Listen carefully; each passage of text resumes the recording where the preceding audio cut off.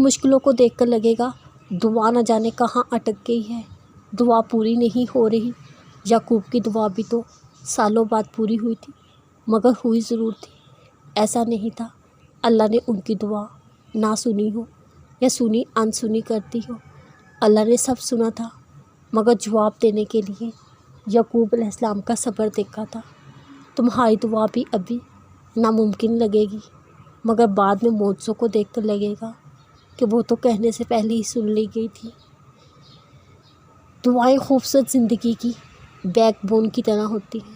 جتنا خوبصورت مانگنے کا انداز ہوگا ویسے ہی اللہ پاک متوجہ ہوں گے۔